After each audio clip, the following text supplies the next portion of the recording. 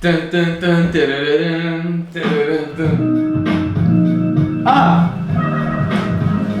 I don't know if I'm in the picture, but am I in there, bro? Hell yeah. Oh yes, I am. Relax yourself, girl. Please settle down. Relax yourself, girl. Please settle down. Yo, what's going down? What's the deal? This is the third episode already of My only vice. My Only Vice, man. What's your only vice, dog? Quest for knowledge, inspiration, and hope. Man, you sound like a scholar, homie. Well, I am chilling with the one and only Scholar Gamer Nerd. Yes, sir. So, guys, I'm super excited, man. Wait, who are you, bro? What? They know me. J Flow 323. You already know. You know the deal. So, man, this is already our third episode, and man, we're having a blast. Content creating machines, bro. Yes, sir. That's what I've become, and it's part of my vice, right? Again, there's a purpose behind that. We're in the pursuit of all sorts of beautiful flowers, right? Like, you ever had a bouquet, right? It's like a little bit of everything. Okay. But together, it makes like the perfect combination. Yeah. So this is what this is, guys. A bouquet. A Damn, little that's a bit deep of metaphor, everything. homie. That's a little poetic, dog. Hey, I tried. All right, so I think we want to talk today about the way we want to move forward as far as content and the co-generative conversation. Absolutely, of the program. absolutely. So it's value to value, guys. Very value to value. Value to value. Okay. Essentially, what we want to add to our show is you. We want you to be just as much a part of this experience as what we're doing currently. Okay. And so what we're gonna do is that when we send out our content, maybe it'll be a story or maybe it'll be a legit post, and in this post, or even through email, really, you guys are gonna be able to send us whatever amount of money you want to send us, okay? And when you send us that amount of money, you're basically saying, yo, your content is that dope that I want to go ahead and show you how much I value what you're doing for me, what you're doing for everybody. Right. And in exchange for that, you would become a producer. But what that I want to clarify what that producing means. Yeah. It doesn't mean that you're pulling the strings of a show. What it means is that maybe you want us to have a 5-minute segment on financial literacy. Maybe you want us to have a 3-minute segment on relationships, drama at home. Exactly. Or just current news. There's all these things. Mental health, Guys, social media, addiction, sex. I don't know. There's thousands of things out there that you may be able to introduce us to, and we'll get curious about it. We'll do our research and we'll get it all ready, and then we'll go ahead and share our findings. As long as it's interests us, can I be clear on that? For sure. I mean, if it's like Bigfoot or something, I'll be like, nah, bro, you dog. good. Like we're not like Illuminati, bro. Like, take that to the other channels. Right. Like, I don't know. Some stuff that you suggest is probably gonna be super whack, and I'll be cool as fuck, and I'll tell you like, bro, I'll send you your money back. Like, yeah, like at the end of the day, bro, like we firmly believe in creative freedom, and if you believe in creative freedom, you're gonna rock with us regardless of whether you give us 10 cents or 10 G's. Absolutely. I mean, if you give us 10 G's, I might read that book. I'll do a whole segment on Bigfoot, bro. 10 G's, bro. But it has to be 10 racks, bro. You know what I can do with 10 racks? Man, I'm moving out, bro. What would you do with 10 racks? Real talk. Now, to be honest, I got 10 stacks right here. You know, I love the fact that you just asked me that question because I would go straight into index funds. And index funds? Yes, index funds. Sounds like some stock market stuff, bro. Oh, very similar. Very similar. Now, I don't want to give you misinformation either because I'm not an expert in that field. But what I do know, is that a lot of financial experts, they say, hey, if you don't want to actively invest, meaning you're the one that's flipping, and you're the one that's buying and selling, right? Like someone that's in the stock market. Yeah. If you want to just passively invest, you go straight into index funds. And what index funds do, it's like basically it's a diversified pool of different investments in different companies, and it's basically the top S&P 500 companies. And what happens is that those index funds, they're being managed by experts for a small fee. And so, for example, there's Vanguard, right? Shout out to Vanguard. All right, you want to go ahead and help us out? What's good? But anyways, Vanguard, S&P 500, they're one of the biggest companies that currently basically allow you to enter their index funds. And so there's one at 5,000. I'm sorry, maybe like at 3,000, and another one at 10,000. I would go into the $10,000 one, and I'll tell you why. So you take that money, put it straight into a $10,000 Vanguard index fund. Yes, precisely so. And what that's going to allow you to do is it's going to allow you to grow your money, right? And a lot of people like us, we run to our banks.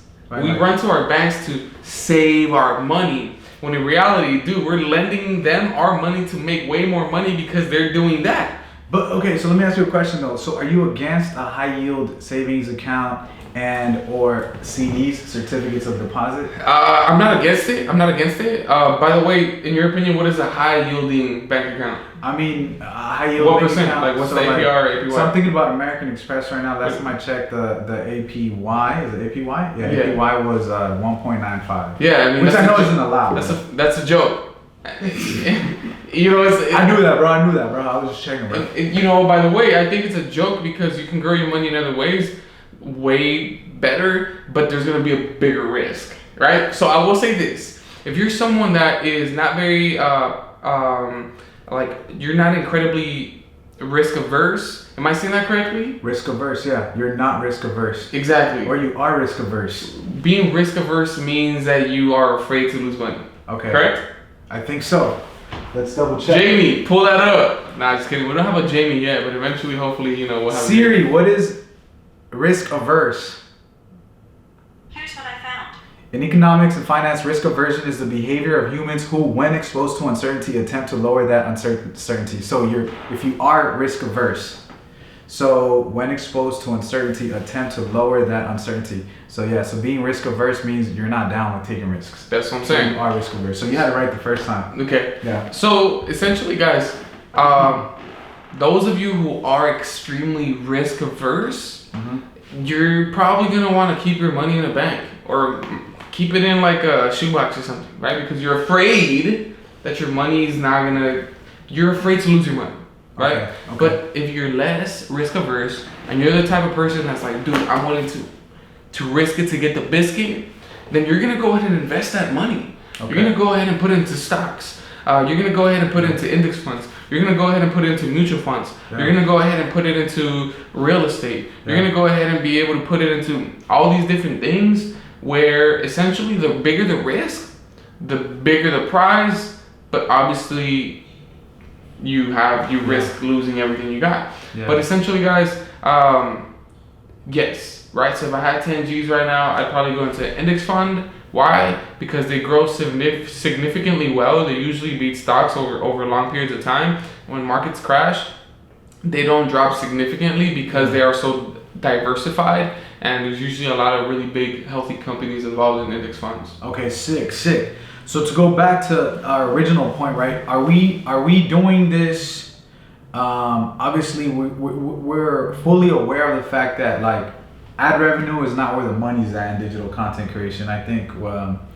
I mean, I can speak from personal experience. Like, I have a monetized YouTube channel outside of our co-channel, and the ad revenue isn't really a viable way to like make a living, obviously, unless you have like 100 million subscribers or something, which is obviously not us. It's outrageous. But so just to be clear and concrete, what we're saying is that we're going to set up like a Patreon type of page where like you, the viewer, you, the consumer, right, in exchange for your participation, your time, and maybe your money, which is optional. You don't have to donate if you can't. We understand, but if you really enjoy the content, right, and you eventually would like to see this on a more professional, greater scale, and you just want to see people like yourselves, people like us get to that next level, a donation, though not required, would be greatly appreciated. Any amount, really, right? 100%. Minimum would be what, like $1, 50 cents? I don't know if there's a minimum. To be honest, there is no minimum. 10 cents, whatever you can give.